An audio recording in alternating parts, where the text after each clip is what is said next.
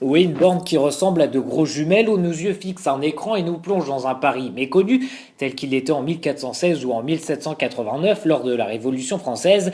Basile Ségalan est l'un des créateurs de cette borne. On peut choisir son époque, donc par exemple 1416, à l'époque où ici même on était à l'extérieur de Paris. Il y a la porte Saint-Antoine et la Bastille qui existaient déjà, la fameuse forteresse depuis une trentaine d'années. Moyennant 2 euros, les Parisiens et les touristes découvrent autrement la place de la Bastille en 360 degrés. À l'origine de cette idée, Timescope, une start-up fondée par deux jeunes hommes de 29 ans, Basile Ségalan donc et Adrien Sacada. Il y a 6 ans, les deux hommes voyagent à Pompéi, mais ils repartent avec une légère déception. On était donc dans les rues de Pompéi, il y avait simplement pas mal de touristes qui visitaient la ville avec nous.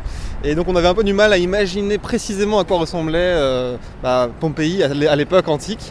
Et donc on s'est dit en fait au moment où la réalité virtuelle s'est développée qu'il y avait une vraie opportunité pour rentrer en pleine immersion 3D dans un environnement 3D réaliste et ne plus être gêné par en fait justement des touristes, des klaxons, une ambiance d'aujourd'hui en fait. Christine, une Parisienne de 58 ans, a tenté ce matin l'expérience. C'est vraiment plaisant, puis c'est extraordinaire. Ça donne une appréhension de la ville un peu différente, peut-être l'envie d'en prendre soin. Ça donne une autre notion du temps qui passe. Et d'autres bandes pourraient bientôt voir le jour dans la capitale. Prochaine étape pour les deux jeunes entrepreneurs, faire découvrir avec la réalité virtuelle l'histoire du Champ de Mars ou encore du Moulin Rouge.